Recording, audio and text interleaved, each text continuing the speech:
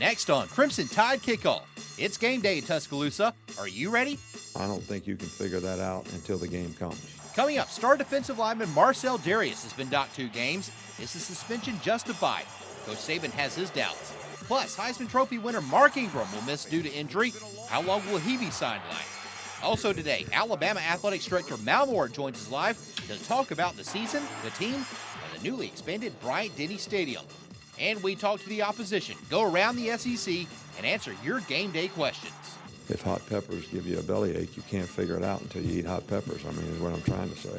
It's the show that's always easy to digest. It's Crimson Tide Kickoff, and it's next.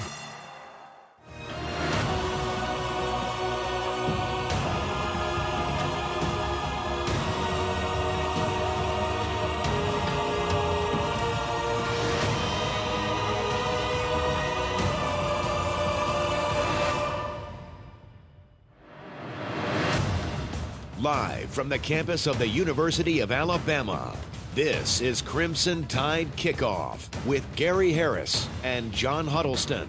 Brought to you by AT&T and by Alpha Insurance. And you're looking live at Bryant-Denny Stadium, where in just under 10 hours from now, the Alabama Crimson Tide, the national champions from 2009, will open their 2010 season at home against the San Jose State Spartans.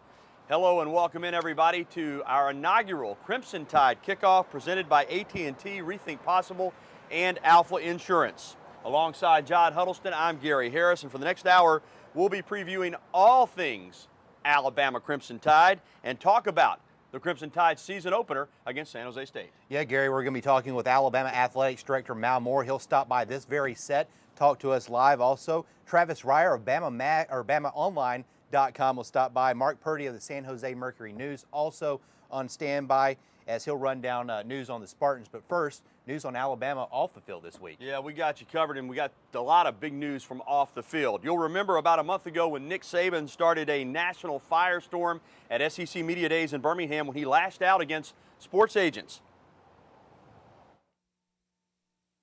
It's a matter of who should be more responsible, a 20-year-old player or a 40-year-old man who's supposed to be a professional. And if they'd quit acting like pimps and act like professionals, we wouldn't have this problem. Now, Coach Saban was upset because star defensive lineman Marcel Darius was being investigated because of a trip he took to South Beach in Miami, Florida earlier this spring. That investigation came to a head on Thursday when the NCAA declared Darius ineligible for 2 games and ordered him to pay $1,787 to the charity of his choice before he can regain his eligibility. Now, during his radio show this week on Thursday night, Coach Nick Saban was a little irritated that Darius was being penalized in the first place and said that Alabama definitely plans on appealing and trying to get 1 game back on this suspension. He was very truthful, very cooperative, very honest with the NCAA. I think he got shanghaied a little bit into this thing without, knowing exactly what he was getting into by some other players, actually. And, I think that it's important that the NCAA make examples of players who do the wrong things. So I don't want you to think that I don't think there's some penalty that is the right penalty for a player who doesn't do the right things. And Marcel probably did some things that he wishes he didn't do, but at the same time, he was very cooperative. He did help and do everything the right way, and we are going to appeal, this and try to, see if we can get the suspension reduced to just 1 game, which we thought would have been a little fair. But keep in mind, again, even if the appeal is successful, it will not affect tonight's game. Marcel Darius will not play this evening against San Jose State, but if Alabama wins its appeal, he would be in the lineup next week against Penn State, and that's a game that Marcel Darius will be needed in. Now, as far as tonight's concerned, Under Billingsley out of Birmingham, Darrington Centimore out of Louisiana, both inexperienced, basically haven't played defensive line at this level. They are listed behind our good friend Marcel Darius on the depth chart. So you would think that Billingsley being listed at number 2 will get the start. Centimore will be his backup, although with Nick Saban, you never know for sure. Okay, here is an official statement that was released by Alabama's Associate Athletic Director for Compliance, Mike Ward. Quote, "It is important to note that Marcel never intentionally violated any NCAA rules and did not knowingly receive any benefits from an agent. Marcel lived up to the letter and spirit of the NCAA cooperative principle, and the NCAA described him as one of the most truthful student athletes we have ever interviewed." That's why, John, that Alabama thinks it should get a game back on the field. And Gary, of course, Darius is not the only player that will have to sit out tonight against San Jose State. Mark Ingram will also have to sit out against the Spartans after Ingram injured his left knee in practice on Monday. The coaches say that Ingram underwent what they call minor surgery. Still, though, not having the Heisman Trophy winner available for the season opener, that's disappointing. You know, it's unfortunate because he had a great camp and was actually playing better than he ever played last year. And I'm sure he'll get back to that very quickly when we get him back on the field. But when exactly Ingram will return, no one knows. The good news is, though, that the surgery went well, and so far, so has the rehab. Didn't have a lot of swelling, which is a good sign. And that has a lot to do with how quickly he can come back. And whatever decision we make about it's going to be with his best interest in mind and, you know, his future. We all disappointed. I mean, but it happens. Trent Richardson will be the player responsible for picking up most of the slack in the interim. I mean, it's an honor to fill these shoes that he left behind. I mean, we all just got to step up. During his freshman season, Richardson was second on the team in rushing with over 700 yards. And while he can't replace the Heisman Trophy winner, he does feel like he's ready to assume the starting role. I mean, we all been playing football, and we went to spring and went through the fall last year. So everybody just got to play a role. It's just knocking everybody a notch down, notch up, for real. All indications are that Ingram's absence from the playing field will be short. The day of the surgery, he was back with the Tide attending meetings. He's still the same Mark, you know what I mean? He don't want nobody to feel down for him. And, you know, as a team, we got to, you know, keep looking for it, you know. And it'll be great when he come back, too. You know, Mark is doing extremely well. You know, sometimes these guys get over these things very quickly when it's, you know, cartilage-type stuff. And, you know, we just have to see. And during his radio show on Thursday, Coach Saban did say that he did not expect Ingram to be sidelined very long at all, even said it could only be a couple of weeks. Gary? Well, John, it is absolutely beautiful right now on the University of Alabama campus, but you never know. With the weather, it can change in a heartbeat. That's why we're going to the third member of our team this morning, meteorologist Richard Scott, standing by with the latest weather forecast for Alabama's season opener. Rico, take it away.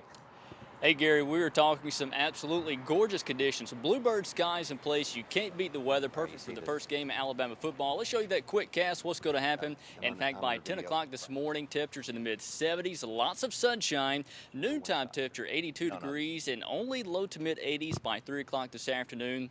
A full day of sunshine, no clouds to talk about, no rain in the forecast, and low humidity values. Not a bad day for tailgating, outdoor football, you name it, it's a perfect day. John and Gary, not bad out here weather-wise. Perfect conditions for the first Alabama home game. John, what's he doing in that long sleeve shirt? I tell you what, he needs to get the short sleeves out. You got to get with the program there, Richard. It's, although I didn't tell him about the dress code no, beforehand, yeah. so, you know, we can't blame him for that. He looks good. All right, Richard, thanks a lot. We'll check back with you later on in the show. And we've got a lot more coming up today on Crimson Tide Kickoff, presented by AT&T and Alpha Insurance. That's right, John. Still to come on the big show, San Jose State faces an uphill battle, to say the least, when they come into Bryant-Denny Stadium tonight. We'll talk with a great columnist that covers the Spartans out there in Northern California and get the lowdown on San Jose. But up next, wanting to find the best way to get to campus, wondering where to park? We'll introduce you to someone who has all those answers and much more. Stay tuned. This is Crimson Tide Kickoff.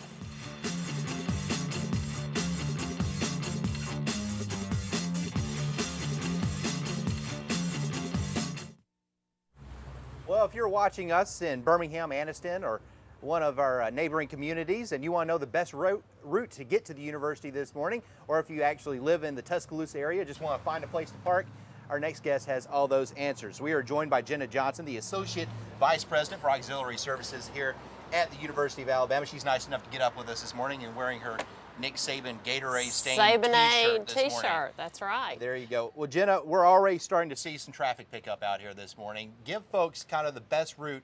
If you're coming from Birmingham, give them some ideas of where they might get off on the interstate. It's not just McFarland Boulevard. Absolutely, John. McFarland continues to be a fan favorite, but we encourage people to go to our website, uagameday.com, take a look at the alternate routes. There are 4 routes that we have mapped out for you from Birmingham area. So Anniston, Huntsville, those fans coming in through Birmingham, take one of those routes, those alternate routes. We also have that website on a mobile device, so you're able to get it on your BlackBerry or your smartphone as you're coming into Tuscaloosa. Parking-wise, once you make it down to Tuscaloosa, there's a number of places around town, not just on the University of Alabama campus. I believe we've got a map that we can go ahead and throw up, and there you see it right there, Jenna. Give folks some ideas of where they can park in the downtown area. As you can see from this map, the downtown intermodal facility, which is right behind City Hall, is actually as close as any public parking on campus. Our soccer lot is even closer than our soccer lot, and very exciting things happening today at 4:30. They're debuting what they're calling the Stadium Stroll, and fans will be able to join the band and march from the downtown intermodal to the stadium all together. That starts at 4:30 today. It's less than a mile from the stadium to this downtown intermodal facility, and Tuscaloosa Transit is going to be running 14 buses from that area.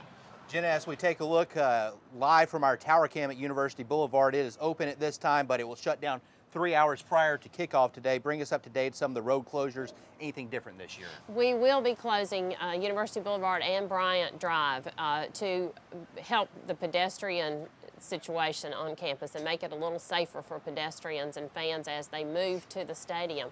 It will close a little more easterly than we have done in the past. At 2nd Avenue, which is near the Moody Music Building, our soccer lot area, that's where University Boulevard will close. And then Bryant Drive will close at Hackberry Lane. Again, that's about 2 blocks east of where the roadblocks were last year. So fans should plan for that. There's plenty of parking, public parking in that area, so if they get to the barricades and the roadblocks, they'll be able to find a place to park close by. And real quickly, want to show folks the RV map also. This is probably not as prevalent today, but this is not that big of a game. Next week, probably have a lot more people in town for the Penn State game, and people looking to RV park as well. Our RV lots on campus are all full. They're reserved lots, and so they're full, but we do have lots of RV lots off campus that still have availability today and certainly for Penn State. And our free lot out at University Mall, which is behind the Bruno supermarket, that lot actually had 54 RVs in it this morning, so we expect a full crowd for Penn State. uagameday.com is the place on the web where you can find it. Jenna Johnson, always nice to see you. Thanks for stopping by this morning. Thank you.